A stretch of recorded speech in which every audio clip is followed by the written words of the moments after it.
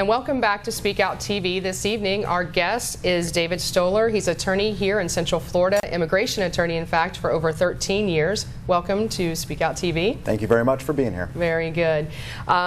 Just tell yourself just a little bit about yourself and what your areas of practice of law and how we can best help, families out there that are seeking to become citizens of the United States. All right, well, my personal story is I'm a graduate of Nova Southeastern University of Law down in Fort Lauderdale. When I was down there, there was a position in the Career Services Index for an intern to work with the old Immigration and Naturalization Service. I took it, got the job, and I got hired out of law school and spent 3 years being what was called at the time an assistant district counsel. I was the government representative in deportation and exclusion hearings. I gave advice to the operational components of the INS, and eventually moved my way up to Orlando when they opened up a permanent court here, and in '99 left to go off into private practice. And a couple years later, actually 2009, I became board certified. So I'm one of, I believe there's 61 or 62 of us now who have gone above and beyond normal passing the bar and have taken a specialized exam to call ourselves experts in the area of immigration and nationality law. That's very good, because I can say I have a dear friend of mine that was just recently detained. We were talking about that just a little bit before the interview. And one thing I learned in just a little bit of research, I'm in foreclosure law, so I start to see all the loopholes and all the craziness that kind of goes on in different aspects of law. But when you specialize, you obviously stay on top of any changes, anything that you can recommend to these families out there that are seeking to get citizenship. So what have you found? I mean, there's been so many changes in the last, I'm going to say, 5 years, just in foreclosure law and a lot of different things that are happening in the courtrooms.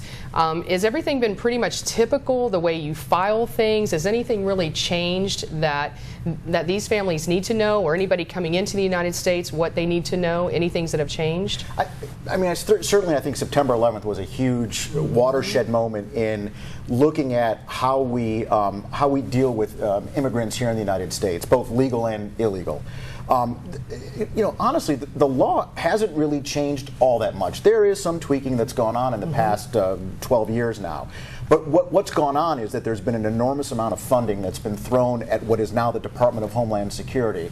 And with increased funding comes increased programs. Okay. With increased programs comes increased awareness. And now there's a lot of things that you could probably get away with maybe 5-10 years ago that you don't get away with anymore, because the funding's there, the people are in place, and there's a lot of nets to catch what otherwise would be people that kind of sneak through the system before, which resulted in a lot. I mean, a lot of the folks that were that perpetrated September 11th, they were people that were known to the U.S. government, that were here in both illegal and legal states, who had left the country but the government didn't know, who had come back but the government didn't know. Sure. It really showed a lot of flaws in the system. Well, and tightening that up has been a priority. Yeah, well, there's a lot of shocking things on that side that I learned when 9/11 happened. The one thing that I would like to ask, because I just really want to understand, because in my research trying to help my friend to see what I could do in my realm of research, why is it he was detained down in Miami, okay, and I'm trying to think of the facility down there. There's either the Chrome detention facility. Chrome, it's Chrome. And he was down in Chrome, and then all of a sudden they flew him to Texas. And then supposedly he might be going to another detention center. What I'm trying, and what I found in my research is like $12,000 per immigrant that they're moving around like this to put on a plane, to put him to the next one, to put him to the next one. Where's this money coming from, and why do they move them so much? Well, one of the things is, like I said before, funding to the Department of Homeland Security, especially removal matters when they're trying to both detain folks and actually deport them. That has received an enormous upswing of dollars in the budget lines over the past decade. What happens is that you get bottlenecks. The Chrome Detention Facility is a huge complex down in western Dade County. And what happens is when the bed space fills up and there's no other space to put people, they start moving people around to other facilities. And as you can imagine, the Department of Homeland Security has, fortunately or unfortunately, gotten into the business of having detained people, because there are so many people that are now being caught up in enforcement operations. And so ICE, which is Immigration and Customs Enforcement, typically maintains control over someone's whereabouts. And you, as an attorney, as a friend, as a family member, have absolutely no say in where that person is going to go. Now, in Miami, not the law, but the practice has been, if that person needs a hearing before a judge, and you can get that case scheduled before a judge here in Florida, typically speaking, they will keep the person here with that judge for consistency. But a lot of this stuff happens without us knowing as attorneys, without families knowing, exactly and what all of a sudden you look and your person that you thought was in one place turns out to be someplace else. That's exactly what happened to my friend. I mean, we actually hired an attorney for him, and then exactly what you're saying. Everything was going fine. They filed the motions not only in Dade County, Orange County, but even up in Virginia, where the actual immigration, I guess, office is located, to let them know that they filed these motions in the hopes of keeping him there. For one whole week, they had no idea that he had been relocated to Texas. So that seems just a little odd to me. If they know that he's supposed to get a hearing to hear his case, and the motion has been set, and these judges know that, why would they not keep him in Dade County so that transport to come up here obviously makes more sense? Well, and there's a lot of money that gets spent.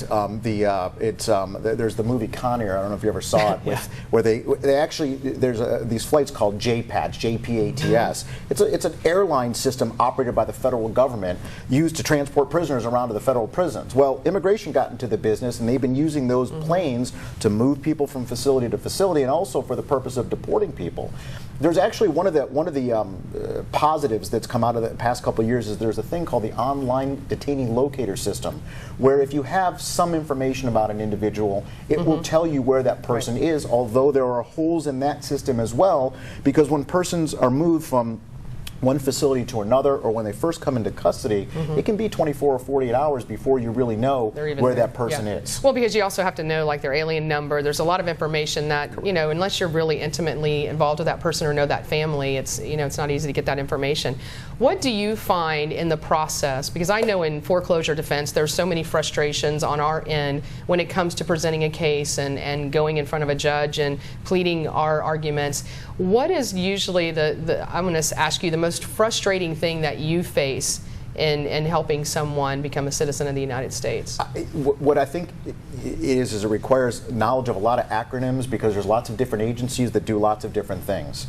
For instance, we were talking about, well, if the judge knew that this motion was filed, why wouldn't they keep the person here to hear argument or to hear the case out? Well, the deal is that ICE, which is in control of the body, is different from the immigration court, which is in control of the case. Correct. And so a lot of times the judge has no jurisdiction, and in fact doesn't have jurisdiction, to order ICE where to put that person.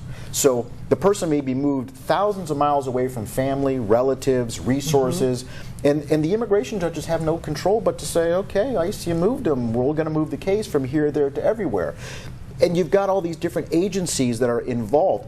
The old INS, the Immigration and Naturalization System, is now 3 agencies: Immigration and Customs Enforcement, Citizenship and Immigration Services, and Customs and Border Protection. In dealing with what is now 3 levels of bureaucracy is, as you can imagine, quite difficult when we were dealing with the one somewhat unified level of bureaucracy that we had when we had the INS. Right. So it's just become increasingly more difficult as kind of more fiefdoms have been created as the government of the U.S. has tried to deal with and create the Department of Homeland Security. Now, do you think that's because it's increased with the number of immigrants wanting to come into this country? I mean, why do you have to have so many divisions of different levels and different ways to go through? I mean, why is that even happening? That's a really good question. I guess if I could answer that one, I mean, a lot more things would make sense in the everyday practice of law, and that's part of, again, back to the question you asked about the frustrations. There's a lot of, well, that's not our province, that's those guys over here, or that's not our problem, go talk to this person over there.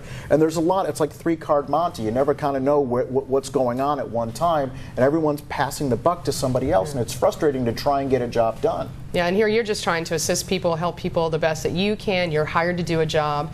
And I can see the frustration, because when I was doing the research, I said, forget it. I'm not getting into immigration law whatsoever. But we thank you for coming this evening. It was a joy to get some answers from you tonight. Thank you. Again, if you're looking for a really good immigration attorney, Attorney Dave Stoller, who's been in the Central Florida area, you actually can find him in the Central Florida Lawyers Consumer Directory at 7-Eleven stores. I believe we've got about 165 now that you can find it. It's also in Spanish, so for those families needing an immigration attorney that may not speak English, then they have it in Spanish as well. Also, remember to go out and support the Hispanic Achievers and get the license plate. This is for a really good cause, and it shows your spirit and how much you love to be Hispanic. So make sure when you go next to the DMV that you go and you get this license plate. Have a great evening. Thank you for being with us here tonight on Hispanic Speak Out TV. We'll see you next time.